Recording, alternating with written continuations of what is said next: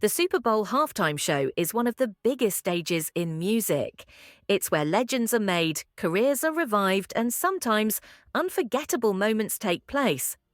But Kendrick Lamar's performance at Super Bowl 59, depending on who you ask, it was either a layered, strategic masterclass in hip-hop storytelling or one of the worst halftime performances in recent history. Kendrick came in with sky-high expectations. Fans speculated for weeks about whether he would perform Not Like Us, his record-breaking diss track aimed at Drake. The build-up was intense, but did the performance actually deliver, or did it leave audiences disappointed? Let's break it all down: the controversy, the symbolism, and the reception. The criticism: a boring, forgettable show? For many viewers, Kendrick Lamar's halftime show simply didn't live up to the hype. While his fans expected something revolutionary, casual viewers were left scratching their heads. Many fans were shocked that Kendrick didn't perform some of his biggest anthems, like Poetic Justice, Swimming Pools, or All Right.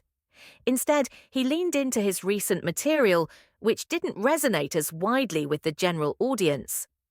Some viewers complained about audio problems, making it hard to fully enjoy Kendrick's intricate lyricism. Low energy, compared to the electrifying performances of artists like Prince, Beyoncé, or Rihanna, Kendrick's show felt understated. Some called it too intellectual for a Super Bowl crowd looking for a high-energy spectacle. Obsession with Drake. Some critics argued that Kendrick's ongoing feud with Drake overshadowed the performance, with one Twitter user saying, "It's basically bullying at this point." Others pointed out that in a political climate filled with major social issues, Kendrick using the biggest stage in the world to clown Drake felt like low-hanging fruit. One of the most widely shared takes online was that this performance should have been Kendrick's moment to showcase his legendary catalogue, not continue an already won rap beef. While some saw a lackluster show, others saw one of the most meticulously crafted halftime performances ever. As with everything Kendrick does, the more you watch, the more you see. Kendrick's entire stage was designed to resemble a PlayStation controller. And who owns PlayStation? Sony. And who is signed to Sony? Drake. The performance itself was Kendrick pushing the buttons on Drake's career. Then there is Samuel L. Jackson, who comes out dressed as Uncle Sam, a character representing the system and controlling the game. He states, "This is America's greatest game, but America's greatest game is actually on halftime." This could be interpreted as a critique of the spectacle of sports and entertainment taking precedence over real issues.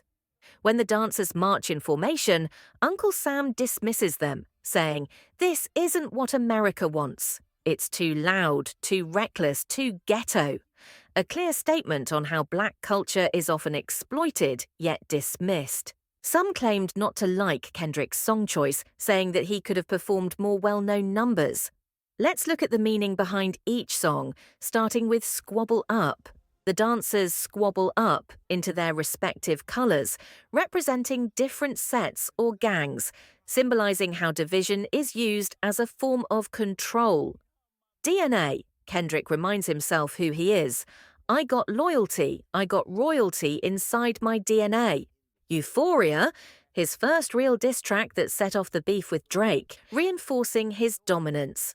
Man at the Garden, a brand new song, debuting at the Super Bowl, showing that Kendrick is in control of the moment and the narrative. Peekaboo, Kendrick does the infamous Hotline Bling dance, trolling Drake without saying his name.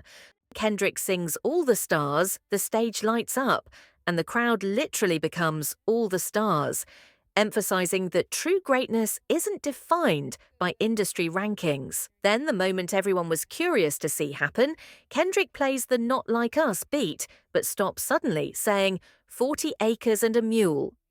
This is a direct reference to reparations promised to freed slaves after the Civil War, but never delivered, tying it into the idea of rigged systems. The A minor Easter egg, the crowd chants A minor, one of the most damaging lines from Not Like Us, as Kendrick wears a lowercase a chain, which represents his own record label, PG Lang. But in typical Kendrick fashion, it also reinforcing the continued accusations about Drake. Serena Williams Crip Walk, Serena, a Compton native and Drake's ex, Crip walks on stage, symbolizing unity in Kendrick's home city and throwing another subtle jab at Drake. At the end, Kendrick brings out mustard and plays TVs off, turning the screen black. The stage lights display "Game Over," a clear message that this chapter is closed. Final verdict, a flop or a power move?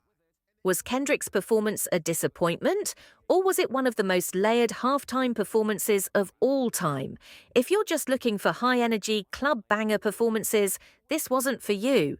But if you know Kendrick, you know that he plays chess, not checkers.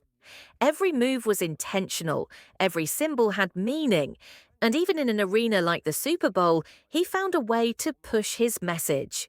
Regardless of whether you think it was a legendary performance or an overhyped letdown, one thing is clear. Kendrick Lamar once again controlled the narrative. And for an artist who has always used his music as a form of social and cultural commentary, that was the true win of the night. What do you think? Was Kendrick's Super Bowl halftime show a calculated masterpiece, or did it fall flat?